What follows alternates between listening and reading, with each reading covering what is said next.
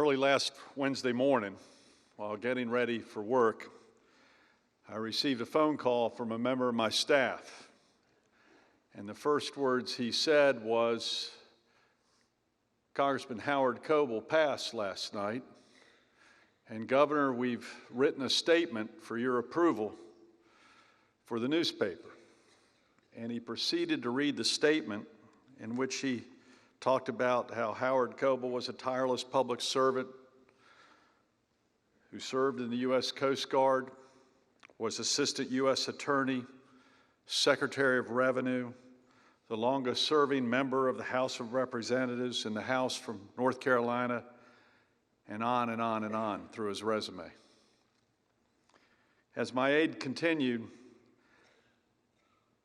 I knew I was still stunned from the first sentence. And I said, "I need to call you back." And I hung up. And in that moment of silence on the second floor of the executive mansion, all by myself with 70-foot ceilings, I cried. I teared up. And I thought of my friend, Howard Coble. I thought of our friend, Howard Coble. My aide was doing his job. But I had not recovered from the first sentence like many of you had not recovered when you got the news about Howard's passing. So I got back on the phone and called up my aide, and after getting my composure, I said, I'm sorry I hung up on you, but I need to let you understand. Howard Coble was a friend, not a resume. Let me go ahead and write the statement while the emotions are with me. And immediately right there on the second floor, I wrote the following for the newspaper. With the passing of Howard Coble, North Carolina not only lost a wonderful public servant and congressman, but our state also lost a friend and a mentor to many, including myself. He was a friend who was genuine, hardworking, funny, sincere, and honest.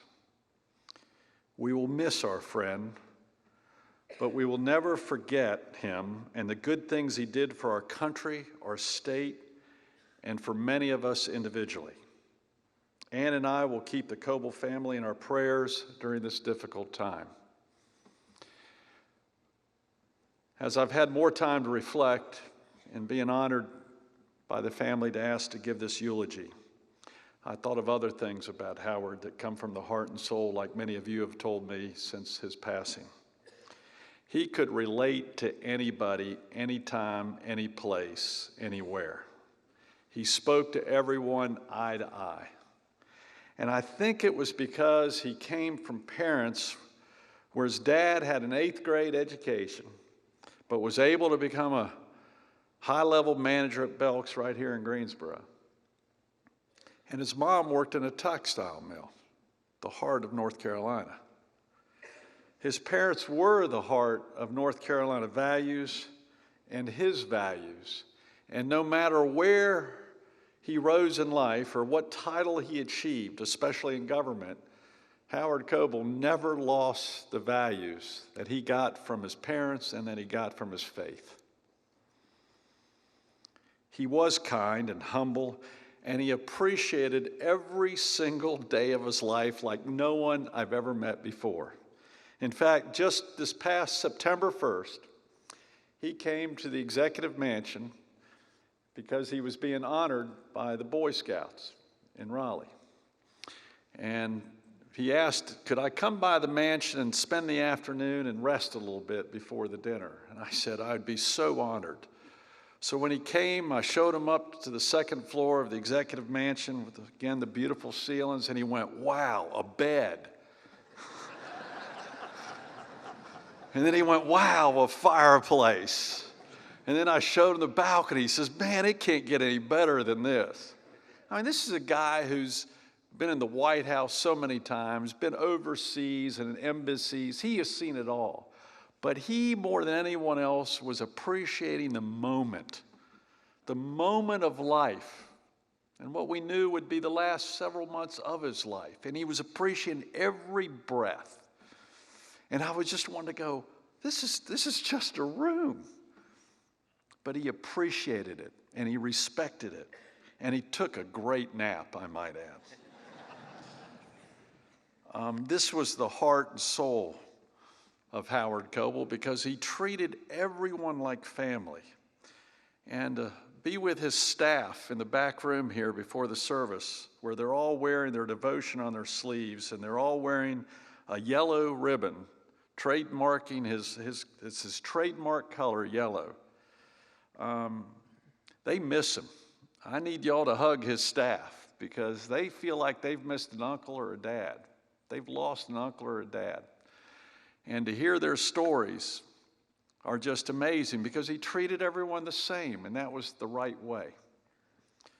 He treated all of his constituents as if they were his sons and daughters, and once you were a constituent, you were always a constituent, you were always a friend, and you were always a part of his family. In fact, when I was mayor of Charlotte for 14 years, he'd always come up to me whenever I visited Washington or would see him at events. He'd go, Patrick, I'm your congressman. I say, wait a minute, but I'm mayor of Charlotte. He says, yeah, but you went to Ragsdale High School in Guilford County. I'm your congressman. If you need anything, you call me. And he wasn't kidding. As mayor of Charlotte for a long time, anytime I called, he was there at a moment's notice. And he made a big impact and helped me a lot as a mayor. And when I became governor, he came to so many of our events. And every time he'd go, Patrick, I'm your congressman. You went to Ragsdale High School. You know, I thought I was getting this special treatment because I went to Ragsdale High School.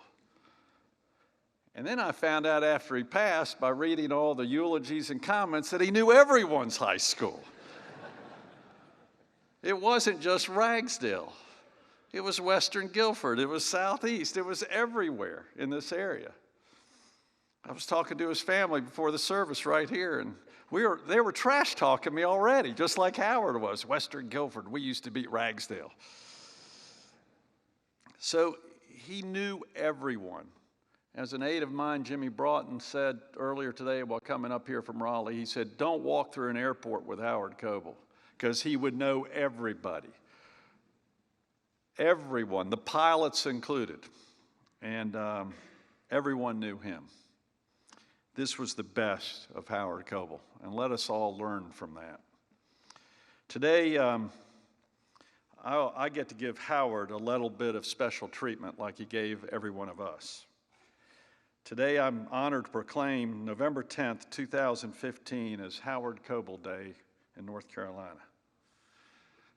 This proclamation will duly note Howard's unique sense of fashion, which is wrapped around the flowers here. And I believe he wore that coat on September 1st at the mansion.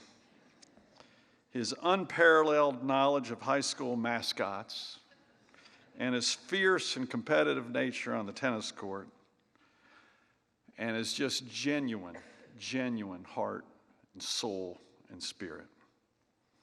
The flag draped over his coffin also flew over the state capitol at Hat's staff as part of his special tribute when we learned of his passing. And of course, we can never repay Howard for all he did for us, for our state, and for our nation. But we can and will always remember the kindness, the humility, and the grace of our Congressman. Go Tigers. God bless each one of you. Thank you very much.